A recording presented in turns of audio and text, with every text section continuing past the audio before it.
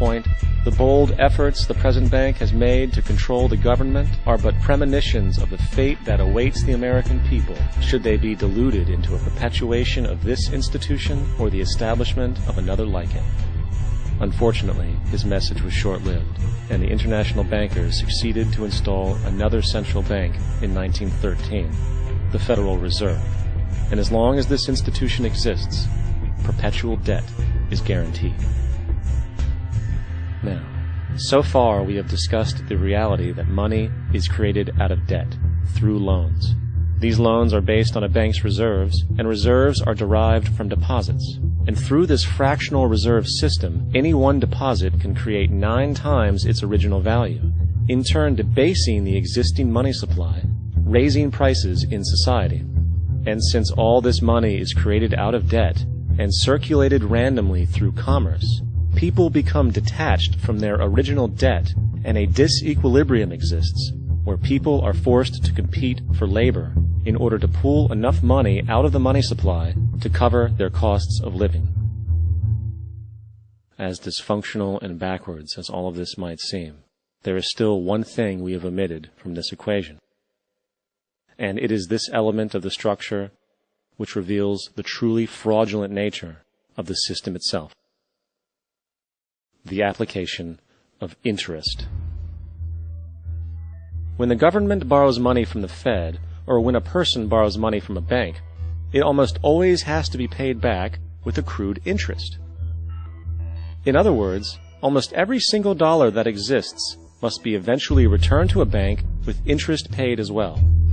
But if all money is borrowed from the central bank and is expanded by commercial banks through loans, only what would be referred to as the principal is being created in the money supply. So then, where is the money to cover all of the interest that is charged? Nowhere. It doesn't exist. The ramifications of this are staggering, for the amount of money owed back to the banks will always exceed the amount of money that is available in circulation. This is why inflation is a constant in the economy, for new money is always needed to help cover the perpetual deficit built into the system, caused by the need to pay the interest. What this also means is that mathematically, defaults and bankruptcy are literally built into the system, and there will always be poor pockets of society that get the short end of the stick. An analogy would be a game of musical chairs, for once the music stops, somebody is left out to dry. And that's the point. It invariably transfers true wealth from the individual to the banks. For if you are unable to pay for your mortgage, they will take your property. This is particularly enraging when you realize that not only is such a default inevitable due to the fractional reserve practice, but also because of the fact that the money that the bank loaned to you didn't even legally exist in the first place. In 1969, there was a Minnesota court case involving a man named Jerome Daly, who was challenging the foreclosure of his home by the bank which provided the loan to purchase it. His argument was that the mortgage contract required both parties, being he and the bank, each put up a legitimate form of property for the exchange. In legal language, this is called consideration.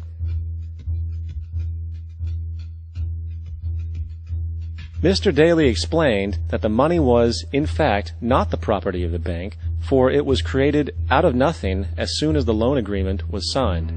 Remember what modern money mechanics stated about loans? What they do when they make loans is to accept promissory notes in exchange for credits. Reserves are unchanged by the loan transactions, but deposit credits constitute new additions to the total deposits of the banking system. In other words, the money doesn't come out of their existing assets. The bank is simply inventing it, putting up nothing of its own, except for a theoretical liability on paper. As the court case progressed, the bank's president, Mr. Morgan, took the stand, and in the judge's personal memorandum, he recalled that the plaintiff, bank's president, admitted that, in combination with the Federal Reserve Bank, did create the money and credit upon its books by bookkeeping entry. The money and credit first came into existence when they created it. Mr. Morgan admitted that no United States law or statute existed which gave him the right to do this. A lawful consideration must exist and be tendered to support the note.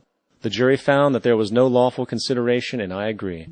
He also poetically added, only God can create something of value out of nothing. And upon this revelation, the court rejected the bank's claim for foreclosure, and Daly kept his home. The implications of this court decision are immense. For every time you borrow money from a bank, whether it is a mortgage loan or a credit card charge, the money given to you is not only counterfeit, it is an illegitimate form of consideration, and hence voids the contract to repay, for the bank never had the money as property to begin with. Unfortunately, such legal realizations are suppressed and ignored, and the game of perpetual wealth transfer and perpetual debt continues. And this brings us to the ultimate question: why? During the American Civil War, President Lincoln bypassed the high-interest loans offered by the European banks and decided to do what the Founding Fathers advocated, which was to create an independent and inherently debt-free currency. It was called the greenback. Shortly after this measure was taken, an internal document circulated between private British and American banking interests stated, "Slavery is but the owning of labor, and carries with it the care of laborers, while the European plan is that capital shall control labor by controlling wages. This can be done by controlling the money. It will not do to allow the greenback, as we cannot control that."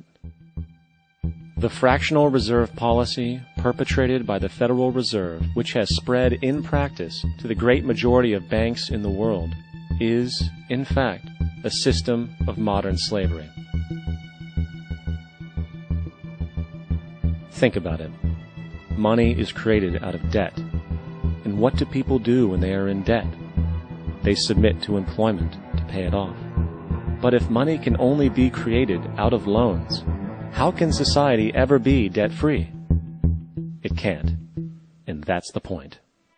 And it is the fear of losing assets coupled with the struggle to keep up with the perpetual debt and inflation inherent in the system, compounded by the inescapable scarcity within the money supply itself, created by the interest that can never be repaid, that keeps the wage slave in line, running on the hamster wheel with millions of others, in effect powering an empire that truly benefits only the elite at the top of the pyramid.